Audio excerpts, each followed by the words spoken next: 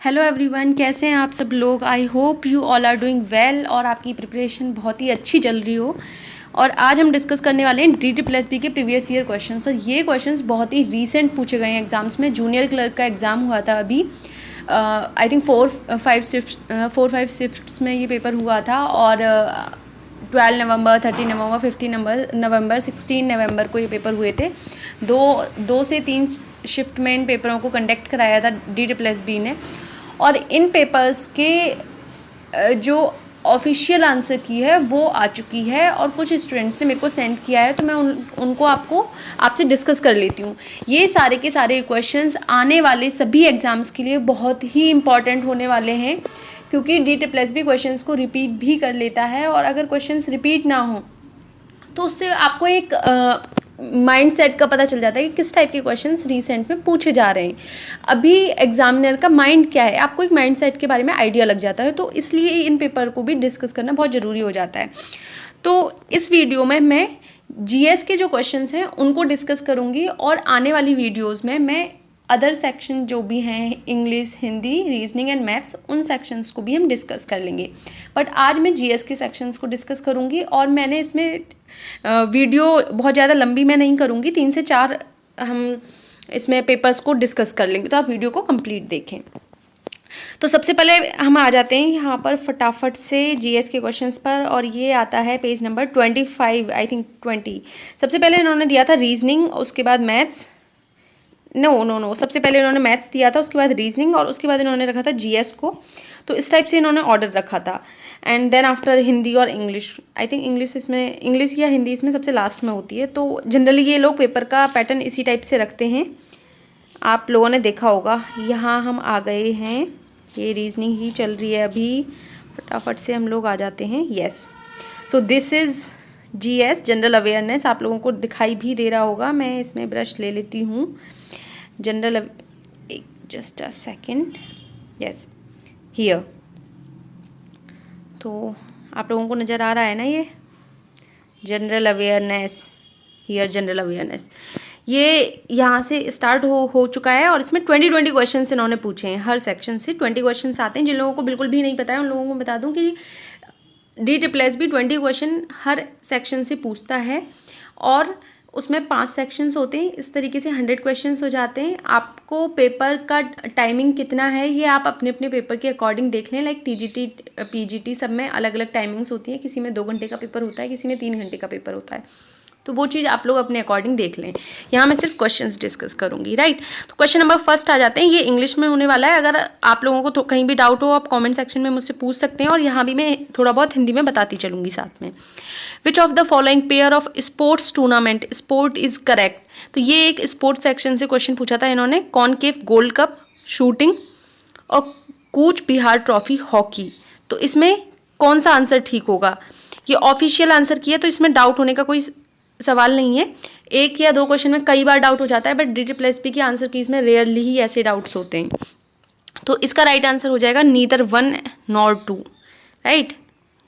Second, इसका answer हो जाएगा neither 1 nor 2। Question number second, which article of the Indian constitution deals with the attorney general of India. तो ये article number आ जाता है 76। आप लोगों ने अटॉर्नी जनरल पढ़ाई होगा, जिन लोगों ने अटॉर्नी जनरल नहीं पढ़ा है वो जाके अटॉर्नी जनरल जरूर पढ़ें, और इसके साथ में एडवोकेट जनरल ऑफ इंडिया भी पढ़ लें, और उसका आर्टिकल कौन सा है, उसके क्या क्या प्रोविजंस हैं, क्योंकि हो सकता है कि नेक्स्ट क्वेश्चन उस पर आ जाए। नेक्स्ट क्वेश्चन है, अनंगपाल जो रूलर थे इन दिल्ली ड्यूरिंग, वो उनका टाइम पीरियड क्या था। तो उनका टाइम पीरियड था 1130 से 1145, राइट, 1130 से 1145। Next question, which of the following has achieved the recognition of the highest literary award of India.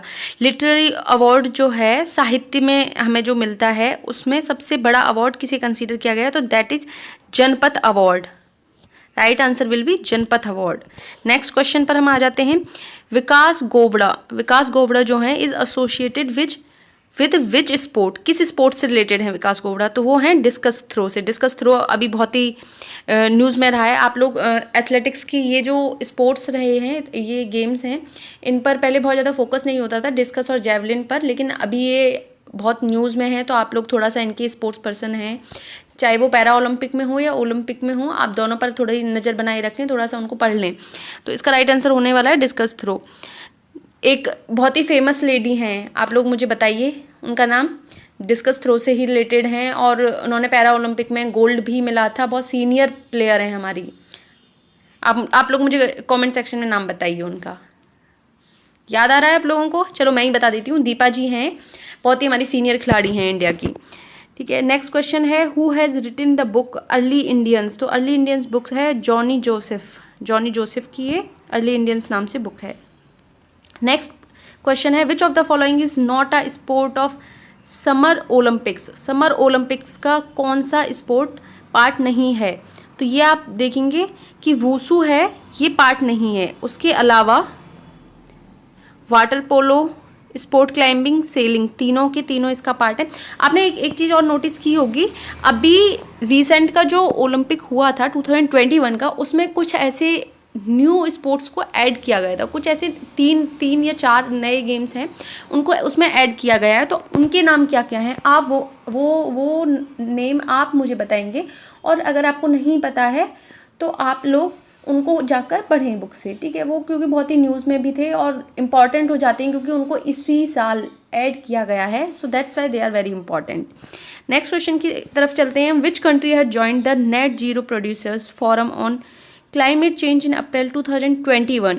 तो 2021 की अगर हम बात करते हैं तो ये है country Saudi Arabia. Right answer will be Saudi Arabia. Next question, एक सेकेंड मैं जूम कर देती हूँ आप लोगों के लिए। राइट, आई थिंक अब थोड़ा अच्छा विजिबल हो रहा होगा। Through which constitutional amendment words socialist, secular, republic were added in the preamble of Indian constitution. इन वर्ड्स की अगर आप बात करें तो ये कौन से आर्टिकल से जोड़े गए थे? Socialist, secular and Republic. तो ये 42nd अमेंडमेंट एक्ट। और 42nd अमेंडमेंट एक्ट कब आया था? आपको नहीं पता है तो मैं आपको बता देती हूँ, 1976 1976 में ये अमेंडमेंट एक्ट आया था और इन वर्ड्स को जोड़ा गया था। आप लोगों को पता ही होगा, ये सेक्युलर वर्ड बहुत ही न्यूज़ में भी रहता है, इसलिए भी थोड़ा सा इंपॉर्टेंट हो जाता है, तो इन वर्ड्स को जोड़ा गया था। राइट, नेक्स्ट, अब देखो इसमें आप है ना, अगर आपको नहीं भी पता है तो भी आप एलिमिनेशन मेथड से भी क्वेश्चंस को ठीक कर सकते हैं। फर्स्ट अमेंडमेंट कैसे हो सकता है? हो ही नहीं सकता है इतनी जल्दी। अगर फर्स्ट अमेंडमेंट में ही होना होता तो इनको हम, जब हमने कॉन्स्टिट्यूशन बनाया था हम तभी नहीं ऐड कर देते। 1951 में हुआ था फर्स्ट अमेंडमेंट। कब हुआ था आप लोगों को नहीं पता है, वो लोग पता कर लें। 1951 में फर्स्ट अमेंडमेंट एक्ट हुआ था। तो 1951 में जब हम 1947 में तो हम इंडिपेंडेंट हुए, तो तभी से हमारे दिमाग में आ जानी चाहिए थी ना ये चीज़ें। लेकिन हमारे जो कॉन्स्टिट्यूशन मेकर थे उनको क्या लगा था कि ये वर्ड्स तो ऑलरेडी बहुत सारे अलग प्रोविजंस जो हुए हैं उसमें हमने इनको एक तरीके से इनहेरेंट हैं, इनको हमें अलग से डिफाइन करने की ज़रूरत नहीं है, अलग से इन वर्ड्स को ऐड करने की ज़रूरत नहीं है। बट सिचुएशंस ऐसी बन गई थी, कुछ ऐसे सर्कमस्टांसेस थे कि हमें इन वर्ड्स को दोबारा से अमेंडमेंट के थ्रू ऐड करना पड़ा। राइट, और ये आ जाता है फिर 11th अमेंडमेंट एक्ट है। 44th amendment act, 44th amendment act भी बहुत ही इंपॉर्टेंट है। आप लोगों ने अगर पढ़ा होगा तो बहुत ही एक क्वेश्चन इस पर बहुत ही इंपॉर्टेंट बन जाता है कि प्रॉपर्टी का जो एक्ट है, प्रॉपर्टी राइट टू प्रॉपर्टी वाला जो एक्ट है हमारा, वो हमारा कॉन्स्टिट्यूशनल राइट है या लीगल राइट है, फंडामेंटल राइट है, इस टाइप का क्वेश्चन बन जाता है। उस पर बहुत सारे एग्जाम्स में आया है। तो that is not a fundamental right. पहले वो फंडामेंटल राइट था हमारा अंडर आर्टिकल 19, बट उसको फिर वहाँ से अमेंडमेंट के थ्रू चेंज कर दिया गया। अब वो फंडामेंटल राइट की जगह लीगल राइट हो गया है, और दैट कम्स अंडर किस आर्टिकल के अंदर आता है? तो वो आता है अंडर आर्टिकल 300A। राइट, जिन लोगों को नहीं पता होगा उन लोगों को मैं इसके बारे में बता देती हूँ क्योंकि इस पर क्वेश्चन बन जाता है। तो वो 300A के अंदर आ जाता है और लीगल राइट बन जाता है। और एक और बहुत इंपॉर्टेंट चीज़, 42nd अमेंडमेंट एक्ट की एक और इम्पॉर्टेंट चीज़ है कि इसको हम मिनी कॉन्स्टिट्यूशन कहते हैं। मिनी कॉन्स्टिट्यूशन क्यों कहते हैं? क्योंकि इस अमेंडमेंट के थ्रू हमने बहुत सारी चीज़ों को ऐड किया था। जो चीज़ें अगर आप इसको पढ़ोगे ना, अगर आप इसको पढ़ने बैठोगे तो इतने सारे आर्टिकल्स आपके दिमाग में आ जाएंगे कि अरे ये भी हुआ था, ये भी हुआ था। तो बहुत सारी चीज़ें हुई थी। चलो हम फटाफट से अब नेक्स्ट क्वेश्चन पर आ जाते हैं। Which of the following languages are mentioned in the 8th schedule of the Indian constitution. 8th schedule जो है हमारा इंडियन कॉन्स्टिट्यूशन का, उसमें कौन कौन सी इंपॉर्टेंट है। एक क्वेश्चन तो अब इंपॉर्टेंट यही बन जाता है कि हमारी जो लैंग्वेजेस हैं उनको हमने किस शेड्यूल के अंदर रखा है। अच्छा, आप एक और चीज़ बताइए मुझे फटाफट से, आपको आता है या नहीं मैं देखती हूँ, कि हमारे पास कितने शेड्यूल हैं हमारे इंडियन कॉन्स्टिट्यूशन में, आप मुझे बताएंगे फटाफट से। नहीं पता है तो आप मुझे बताइए, याद आ गया, नहीं आया तो मैं बता देती हूँ 12 हैं, ठीक है। अब आप मुझे ये बताएंगे, इसका आंसर मैं नहीं दूंगी, कि जब इंडियन कॉन्स्टिट्यूशन को हमने इनेक्ट किया था, जब इंडियन कॉन्स्टिट्यूशन का अंगीकार हमने किया था, तो उस टाइम पर कितने शेड्यूल हमारे इंडियन कॉन्स्टिट्यूशन में थे, इसका आंसर आप लोग मुझे देंगे। तो हम देखते हैं कि 8th शेड्यूल में कौन सी लैंग्वेजेस हैं जो इसका पार्ट हैं। Which of the following languages are mentioned in the 8th schedule of the Indian constitution. तो वो लैंग्वेजेस हैं बंगाली, असामीज़, नेपाली। क्या तीनों हैं? तो ये तीनों ही हैं इसका पार्ट। कितनी लैंग्वेजेस हैं हमारे में, आप लोग बताइए फटाफट। आप लोग भी तो, मुझे थोड़ा सा आप लोगों का पार्टिसिपेशन होना चाहिए ना, मुझे भी लगे, मुझे वीडियोज़ बनाने में मज़ा आना चाहिए कि हाँ मेरे स्टूडेंट्स हैं वो रिप्लाई करते हैं। To battle rising air pollution in cities, an oxygen parlour has been opened at which railway station. Oxygen parlour जो है वो किस रेलवे स्टेशन पे लगाया गया है। पॉल्यूशन न्यूज़ में रहता ही है, आप लोगों को पता है, दिल्ली में पॉल्यूशन की सबसे ज़्यादा खबरें रहती हैं, सबसे ज़्यादा मोस्ट पॉल्यूटेड कैपिटल का एक, इसके लिए हम डिफेम ही कहेंगे, अवार्ड तो है नहीं, जिसके लिए दिल्ली को कंसीडर किया गया है कि Delhi is a most polluted capital in the world, not in our country, in the world. ठीक है, नेक्स्ट क्वेश्चन पर हम आ जाते हैं। डैश, यहाँ पर फिल इन द ब्लैंक्स है। Shall be ex officio chairman of the council of states and shall not hold any other office of profit. ऐसे कौन से पर्सन हैं जो एक्स ऑफिशियो चेयरमैन है काउंसिल ऑफ स्टेट्स के, काउंसिल ऑफ स्टेट्स बोले तो राज्यसभा, और वो किसी और ऑफिस ऑफ प्रॉफिट को, किसी और पोजीशन को होल्ड नहीं कर सकते हैं, तो वो हैं हमारे वाइस प्रेसिडेंट, राइट। मुझे लग रहा है मैं हिंदी वाले स्टूडेंट्स को भी कोई दिक्कत नहीं हो रही होगी, क्योंकि मैं उनके लिए ठीक से बता रही हूँ। नेक्स्ट क्वेश्चन पर हम आ जाते हैं। Who is the author of the book politics of jugaad the collision handbook. ये बुक है सबा नकवी। देखो, बुक्स के क्वेश्चंस में आप कुछ नहीं कर सकते हैं, ये आपको रटने पड़ेंगे। तो ये बुक आ जाती है the politics of jugaad the coalition of handbook, ये आ जाती है Saba Naqvi. Next question, which of the following country is not part of the supply chain resilience initiative launched in April 2021। तो ये आंसर आ जाता है यहाँ पर इसका चाइना। कौन सी कंट्री है? चाइना। इस पर हम आते हैं, तो ये कंट्री है हमारी चाइना। नेक्स्ट क्वेश्चन पर आ जाते हैं। Which part of the Indian constitution deals with the citizenship. तो सिटीजनशिप की बात हम कौन से पार्ट में करते हैं? तो वो हम पार्ट में बात करते हैं पार्ट 2 में। अब इसमें मैं आपको देखो एक चीज़ बता देती हूँ कि इसमें सिटीजनशिप की बात की गई थी, और हमारे पास और भी पार्ट्स आ गए हैं, 3, 4 फर्स्ट। अच्छा, आप मुझे बताइए कि हम पार्ट 1 में हम किस चीज़ की बात करते हैं, फटाफट से मैं बता देती हूँ। तो पार्ट 1 में हम बात करते हैं यूनियन की, ठीक है, यूनियन। पार्ट 1 में हम बात करते हैं यूनियन की। पार्ट 3 और पार्ट 4 में हम क्या कहते हैं? तो पार्ट 4 में आपको पता ही होगा किसकी बात करते हैं हम।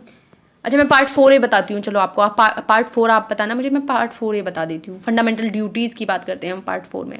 और ये थोड़ा सा इसलिए भी न्यूज़ में रहा था, जब आप लोगों को मैं थोड़ी सी हिस्ट्री बता देती हूँ इसकी। जब पार्ट 4 में हमने रखा था DPSP को, तो इसके लिए भी एक क्वेश्चन बन जाता है कि हमने फंडामेंटल ड्यूटीज़ की बजाय हमने DPSP को प्रेफरेंस ज़्यादा दी। हमने पहले उनको रखा था पार्ट में, और उसके बाद हमने फंडामेंटल ड्यूटीज़ को रखा था। तो कई बार बहुत सारे लोग इसको क्रिटिक भी करते हैं। पार्ट 3 में किसकी बात होती है? तो पार्ट 3 में बात होती है फंडामेंटल राइट्स की। नेक्स्ट क्वेश्चन पे आ जाते हैं। वर्धमान महावीर व क्षत्रिय प्रिंस ऑफ विच प्लेस। किस प्लेस के थे? तो ये थे लिच्छवी। इसको बहुत लोग लक्षवी भी बोलते हैं और कुछ लोग लिच्छवी बोलते हैं, तो आप लोग अपने अकॉर्डिंग देख लीजिएगा। विच of the following reports is not published by world bank. World bank से कौन सी रिपोर्ट्स पब्लिश नहीं होती हैं? तो ये होती है HDR, यानी कि human development report. Human development report को वर्ल्ड बैंक पब्लिश नहीं करता है। ये कहाँ से पब्लिश होती है, आप बताइए मुझे। तो ये पब्लिश होती है, मैं ही बता देती हूँ चलो आपको, ये होती है UN से। मैं इसलिए आपसे पूछती हूँ कि आप बताइए मुझे कहाँ से होती है, जिससे आपका दिमाग थोड़ा सा एक्टिव हो। जब हमसे कोई और क्वेश्चंस करता है तो हमारा दिमाग थोड़ा सा एक्टिव हो जाता है। नेक्स्ट क्वेश्चन पर हम आते हैं। Who has been appointed as a new interim CBI director in Feb 2021। तो हम Feb 2021 की अगर हम बात करें तो किसको नया CBI का इंतरिम डायरेक्टर बनाया था? अंतरिम डायरेक्टर जिसे कहते हैं, ठीक है। इंग्लिश में हम इंतरिम डायरेक्टर बोल देते हैं, हिंदी में हम बोलते हैं अंतरिम डायरेक्टर जो हैं इसके। उनको बनाया गया था प्रवीण सिन्हा जी को इसका बनाया गया था। नेक्स्ट क्वेश्चन देखो कितना इजी क्वेश्चन आया था। The battle of Plassey was fought in which year, किस ईयर में बैटल ऑफ प्लासी लड़ी गई थी। बैटल ऑफ प्लासी बहुत ही इंपॉर्टेंट बैटल थी और इसने अंग्रेज़ों के पैर जमाने में बहुत ही हेल्प की थी। Britishers have established their regime their empire by this battle, और इसको ये बहुत ही इंपॉर्टेंट बैटल हो जाती है हिस्ट्री में। इसके अलावा आपको कौन कौन सी बैटल्स पढ़नी है। बैटल ऑफ प्लासी इन्होंने डिस्कस की है। Battle of Buxar, right, battle of Buxar इसके आसपास ही हुई है क्या, देखो आप लोग जाके चेक करो, थोड़ा सा आप लोग भी पढ़ेंगे। बैटल ऑफ पानीपत, पानीपत की तीनों बैटल्स के बारे में आपको पढ़ना है, ठीक है। अभी 3 बैटल्स हुई थी और तीसरी बैटल जो battle of Panipat, third battle जो थी उसके ऊपर मूवी भी बनी थी। आई थिंक कौन सा एक्टर था, मेरे को नाम, Arjun Kapoor, I think Arjun Kapoor was the actor. बहुत ही लंबे चौड़े बजट की फिल्म थी लेकिन उतनी चल नहीं पाई थी वो, तो आप लोग उस बैटल को देखें। 1761 में हुई थी। थर्ड बैटल का मैं बता देती हूँ, मूवी बनी है, आप लोगों ने मूवी जिन्होंने देखी होगी उनको वैसे भी याद होगा। Who is known as the father of the Indian nuclear program, तो इंडियन न्यूक्लियर प्रोग्राम के फादर कौन हैं, तो ये हैं होमी जहांगीर भाभा, डॉक्टर होमी जहांगीर भाभा इसके फादर हैं। ये हमारे यहाँ पर जीएस के क्वेश्चंस कुछ कंप्लीट हो जाते हैं। हम इसका सेकंड सेशन भी देख लेते हैं जस्ट। तो ये पेपर है 15/11 का, हमने इससे पहले हम 13/11 का हम पेपर डिस्कस कर चुके हैं। 13 नवंबर वाला जो पेपर था second, I think first shift में वो पेपर हुआ था, वो हमने डिस्कस किया था। और ये हमारा जो पेपर है ये भी फर्स्ट शिफ्ट का पेपर है। इसमें भी हम जीएस के क्वेश्चन हैं उनको डिस्कस करेंगे। हम फटाफट से बिना टाइम वेस्ट ये पेपर डिस्कस कर लेते हैं। मैं आपको पहले भी बता चुकी हूँ कि इसमें 5 सेक्शन होने वाले हैं और सभी सेक्शंस में 20 क्वेश्चंस होंगे। So this is right, this is general awareness. आप लोगों को मैं दिखा देती हूँ, ये जनरल अवेयरनेस का सेक्शन है और यहाँ से हम फटाफट से डिस्कस करते हैं। For which of the following did Subramaniam won the Sahitya Akademi award. तो आप लोग देख रहे हैं क्वेश्चंस कैसे, उस पेपर में हमारे पास क्वेश्चन आया था ज्ञानपीठ के ऊपर कि सर्वोच्च साहित्य अकादमी, मतलब सर्वोच्च साहित्य में हमें अवार्ड जो मिलता है साहित्य के क्षेत्र में, जो हमें सबसे बड़ा अवार्ड है हमारा, वो कौन सा है। और इसमें हमसे क्वेश्चन पूछ लिया था कि सुब्रमण्यम जी जो हैं उन्होंने साहित्य अकेडमी अवार्ड उन्हें 2020 में किस चीज़ के लिए मिला था, किस बुक के लिए मिला था। तो अगर हम उस बुक की बात करें तो वो बुक थी when god is a traveller, when god is a traveller. Okay, next question पर आ जाते हैं। As of October 2021 who out of the following is prime minister of Spain. 2021 के लिए कौन है प्राइम मिनिस्टर स्पेन की, तो वो हैं पेड्रो सैंचेज प्रेज कैस्टेजोन। इनका नाम क्या है मुझसे भी नहीं पढ़ा जा रहा है, आप लोग थोड़ा सा ये ध्यान रख लेना, ऐसे कि लंबा चौड़ा सा नाम है, आपकी मैम से भी नहीं पढ़ा जा रहा है, तो आप लोग भी देख लेना कि क्या नाम है इनका, थोड़ा सा ऐसे ही, ठीक है। जस्टिन ट्रूडो का आपको पता होगा, जस्टिन ट्रूडो काफ़ी न्यूज़ में रहते हैं हाल। आई थिंक इनकी एक विजिट के लिए भी अभी हुआ था कि इंडिया में इनकी शायद विजिट हुई भी थी या फिर इनका प्लान था, कोविड की वजह से कैंसिल हो गई थी जस्टिन ट्रूडो की। In which year was the international monetary fund established. तो IMF कब एस्टेब्लिश हुआ था, तो ये एस्टेब्लिश हुआ था 1944 में। Which of the following missions of NASA will study solar storms की स्टडी कौन सा मिशन करेगा, तो वो करेगा सनराइज। तो ये आप सनराइज को आप याद कर लें, सनराइज मिशन जो है इसके बारे में थोड़ा सा पढ़ भी लें क्योंकि हो सकता है कि नेक्स्ट क्वेश्चन इस पर आ जाए। और नासा और इसरो के जितने भी इंपॉर्टेंट मिशंस हैं जो न्यूज़ में रहते हैं उनके बारे में आप एक बार जरूर नज़र मार के जाएं क्योंकि हो सकता है कि उन पर क्वेश्चन आ जाए। 16/20 वेलफेयर लेबर इंस्पेक्टर वाला जो पेपर होने वाला है उसके लिए सारे क्वेश्चन बहुत इंपॉर्टेंट होने वाले हैं, वो बच्चे तो इसे पढ़कर ही जाएँ हर हाल में। नेक्स्ट क्वेश्चन पर हम आते हैं। Which of the following articles of the Indian constitution states that there shall be a council of ministers with the prime minister at the head to aid and advise the president. तो इसका answer क्या होगा, किस article में आता है, अब आप लोग बताइए फटाफट। तो ये आर्टिकल नंबर है 74 क्लॉज 1, ठीक है, 74 clause 1। Who has won the 2020 world games athlete of the year award. तो ये मिला था रानी रामपाल को। रानी रामपाल किस गेम से जुड़ी हुई हैं, तो ये जुड़ी हुई हैं हॉकी से। नेक्स्ट क्वेश्चन, इसमें बाकी के लोगों को भी आपको पता ही होगा, मैरी कॉम है, PV सिंधु, सानिया मिर्जा टेबल से जुड़ी हुई हैं, मैरी कॉम बॉक्सिंग से जुड़ी हुई हैं और PV सिंधु हमारी जुड़ी हुई हैं बैडमिंटन से। पीवी सिंधु अकेली ऐसी महिला हैं जिन्होंने ओलंपिक में 2 बार कंटिन्यूसली मेडल जीता है। एक बार उन्होंने ब्रॉन्ज जीता था और एक बार इन्होंने सिल्वर जीता था। ठीक है, सिल्वर इन्होंने जो लास्ट टाइम ओलंपिक हुआ था उसमें जीता था, और इस बार 2021 में जो ओलंपिक हुआ है उसमें इन्होंने ब्रॉन्ज जीता है। अब नेक्स्ट क्वेश्चन पर हम आ जाते हैं। ये है निम्नलिखित में से, ये इस स्टूडेंट ने हिंदी में अटैम्प्ट किया है इस क्वेश्चन को। निम्नलिखित में से किस राज्य ने हाल ही में शिव भोजन थाली योजना शुरू की है? तो ये थाली योजना स्टार्ट की है महाराष्ट्र ने। किसने स्टार्ट की है? महाराष्ट्र ने। नेक्स्ट क्वेश्चन पर आ जाते हैं। Which of the following is the tenure of the election commission of India? क्या होता है इलेक्शन कमिश्नर ऑफ इंडिया का टेन्योर, यानी कि उसका जो अवधि होती है उनके अपॉइंटमेंट की, कितने साल तक वो अपने उस पद पर वो बने रह सकते हैं? तो ये है 6 years और until they reach the age of 65 years। Okay, तो इसका आंसर हो जाएगा ये वाला। Which city of India will get the country's first under water metro? Under water metro की बात कर देते हैं तो वो आ जाता है हमारा आंसर कोलकाता। विच, ये क्वेश्चन पहले भी आ चुका है, अंडर वाटर मेट्रो की बात करेंगे कोलकाता, ये क्वेश्चन पहले भी आ चुका है किसी एग्जाम में, आई थिंक पीजीटी के किसी एग्जाम में आया था। Which team has won the under 19 cricket world cup 2020? तो right answer will be Bangladesh. Bangladesh हमारा नेबर कंट्री है। इसके साथ हमारी कौन सी रिवर पे लेकर डिस्प्यूट होता रहता है? तो वो होता है तिस्ता रिवर को लेकर। तिस्ता रिवर को लेकर, क्योंकि वो हमारी वेस्ट बंगाल और बांग्लादेश के बॉर्डर के लगभग है, और बे ऑफ बंगाल में जाकर वो गिर जाती है, तो उस पर काफ़ी थोड़ा बहुत हमारे यहाँ डिस्प्यूट रहता है बांग्लादेश और इंडिया के बीच में। और तिस्ता रिवर कहाँ से ओरिजिन होता है? तो वो सिक्किम से होकर आती है। ठीक है, तो आप लोग उसका तिस्ता रिवर को भी एक बार देख लें, वहाँ पढ़ लें। With which country did India participate in the military exercise Sampriti? Sampriti किसके साथ है हमारी? तो संप्रीति भी हमारी है बांग्लादेश के साथ। देखो बांग्लादेश पर इन्होंने 2 क्वेश्चन पूछ लिए, इनको बांग्लादेश से कुछ ज़्यादा ही लगाव हो गया है इस बार। How many delegates met for the first session of the Indian National Congress? ये तो सबको ही पता होगा, इंडियन नेशनल कांग्रेस के कितने डेलीगेट्स थे और कहाँ हुआ था ये सेशन? सबको पता है ना, बॉम्बे में। अगर ये क्वेश्चन नहीं पता है तो देखो ये तो ब्लंडर है, ये क्वेश्चन तो बहुत बेसिक क्वेश्चन है। On which date was the supreme court of India established? तो सुप्रीम कोर्ट ऑफ इंडिया कब एस्टेब्लिश हुआ था? Supreme court of India Britishers के टाइम पर नहीं पूछा है, इसमें डेट्स भी नहीं है, तो कन्फ्यूजन होने का कोई मतलब ही नहीं है। 26 जनवरी 1950 में। और कौन से एक्ट से हमारा सुप्रीम कोर्ट एस्टेब्लिश हुआ था? तो वो हुआ था 1774 का जो एक्ट था हमारा ब्रिटिशर्स के टाइम पर, उससे हमारा सुप्रीम कोर्ट एस्टेब्लिश हुआ था। नेक्स्ट क्वेश्चन में हम आ जाते हैं। In which year did the supreme court rule? ये हम आगे आ गए हैं, question number, I am sorry, yes, page number 28 नहीं, हमें जाना था पेज नंबर 25 पर।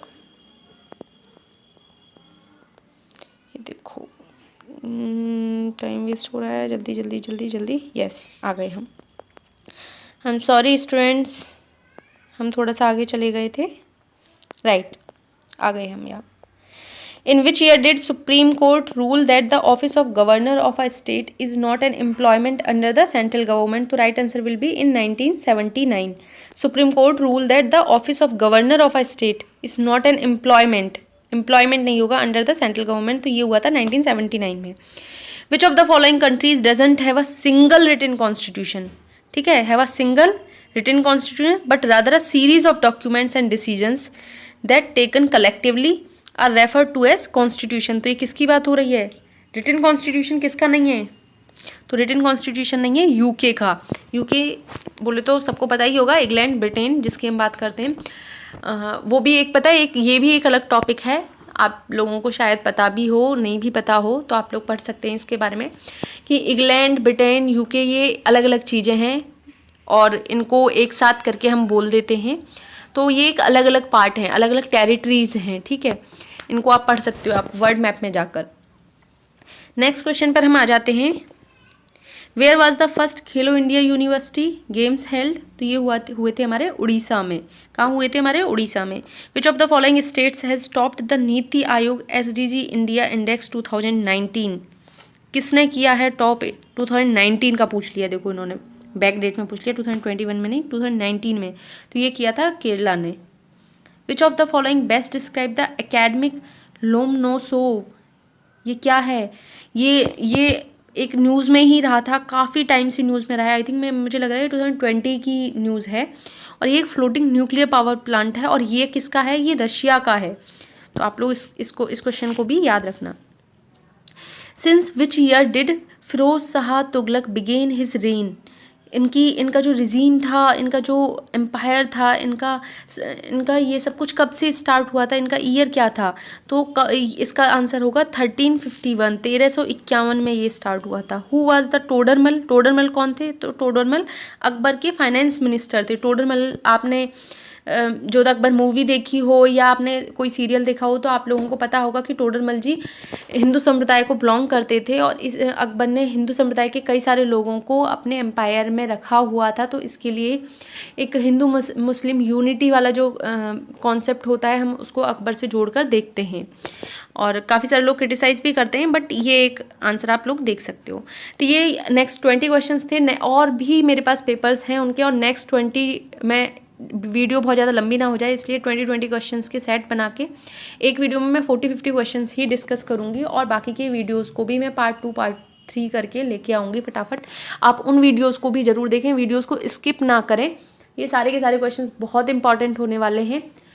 तो अभी इस वीडियो को हम यहीं पर ख़त्म करते हैं। फॉर नेक्स्ट वीडियो आप चैनल को सब्सक्राइब जरूर करें, चैनल को लाइक, हमारे चैनल पर जो नोटिफिकेशन है उसको हिट कर लें, बेल आइकन को, और आप वीडियोस को लाइक करना बिल्कुल भी ना भूलें। और अगर आपको लगता है कि वीडियो हमें पसंद नहीं आ रही है तो आप मुझे कमेंट बॉक्स में बताएं और टेलीग्राम चैनल को ज्वाइन कर लें। वहाँ आप मुझे बताएं कि आपको वीडियोज़ में किस चीज़ में कमी लग रही है, उन चीज़ों पर मैं काम ज़रूर करने की सोचूंगी। Thank you so much.